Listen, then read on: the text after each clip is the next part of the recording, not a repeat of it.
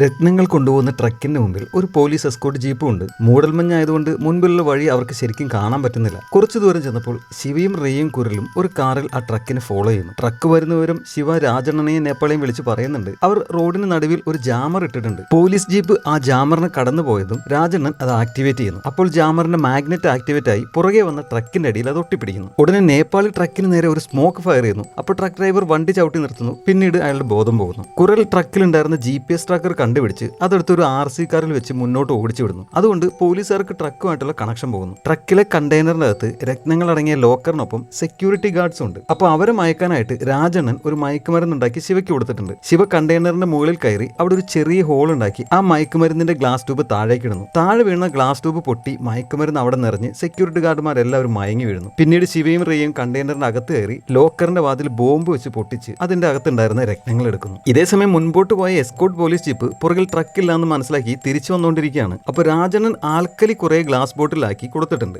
നേപ്പാളി അത് റോഡിൽ കൊണ്ടുപോയിടുന്നു. തിരിച്ചു വന്ന ജീപ്പ് അത് കാണാതെ ആ ഗ്ലാസ് ബോട്ടിൽ കയറിറങ്ങി ആ ഗ്ലാസ് ട്യൂബ് പൊട്ടി ആൽക്കലി ജീപ്പിന്റെ ടയറിലാകുന്നു. ടയറിൽ ഗട്ടറിൽ നിന്നും പറ്റിയ വെള്ളമുണ്ട്. ആൽക്കലി വെള്ളവുമായി മിക്സ് ആയി കഴിഞ്ഞാൽ കത്തുപിടിക്കും. അങ്ങനെ ജീപ്പിന്റെ 4 ടയറും കത്തുപിടിക്കുന്നു. അതുകൊണ്ട് പോലീസുകാർക്ക് ട്രക്കിന്റെ അടുത്തെത്താൻ പറ്റുന്നില്ല. അങ്ങനെ രത്നങ്ങൾ അടിച്ചു മാറ്റി തിരിച്ചു പോകുന്ന വഴി ശിവയ്ക്ക് എന്തോ സംശയമുണ്ട്. ഈ മോഷണം ഏൽപ്പിച്ച തോമസ് രത്നങ്ങൾ കിട്ടിക്കഴിഞ്ഞ് അവർ കൊല്ലുമോ എന്നാണ് അവന്റെ സംശയം. കാരണം ഇതിനു മുമ്പുള്ള എല്ലാ മോഷണങ്ങൾക്ക് ശേഷം ശിവ ഒറ്റയ്ക്കാണ് തോമസിനെ പണം ഏൽപ്പിക്കാൻ പോകാറ്. എന്നാൽ ഇത്തവണ തോമസ് എല്ലാവരോടും വരണമെന്ന് പറഞ്ഞിട്ടുണ്ട്. അതാണ് ശിവയുടെ സംശയത്തിന് കാരണം. അങ്ങനെ രത്നങ്ങൾ തോമസിനെ ഏൽപ്പിക്കാതെ തൽക്കാലം ഒളിച്ചു താമസിക്കാൻ ഒരു സ്ഥലം വേണമെന്ന് ശിവ പറഞ്ഞപ്പോൾ നേപ്പാളി എല്ലാവരെയും അവന് പരിചയമുള്ള ഒഴിഞ്ഞൊരു ബംഗ്ലാവിലേക്ക് കൊണ്ടുവന്നു. എന്നാൽ ആ പ്രേത ബംഗ്ലാവിൽ അതിനു മുമ്പ് നടക്കാൻ പറ്റാത്ത എന്തൊക്കെയോ കാര്യങ്ങൾ നടന്നിരുന്നു. ആ ഞെട്ടിക്കുന്ന കാര്യങ്ങൾ ശിവയും കൂട്ടരും പിന്നീട് മനസ്സിലാക്കുന്നു. അതെന്താണെന്നും പിന്നീട് അവർക്ക് എന്ത് സംഭവിച്ചു എന്നെല്ലാം അറിയാൻ ഈ ഹൊറർ കോമഡി സിനിമയുടെ മുഴുവൻ കഥ നമ്മുടെ യൂട്യൂബ് ചാനലിലുണ്ട്. കേട്ടിട്ട് എല്ലാവരും അഭിപ്രായം പറയണേ.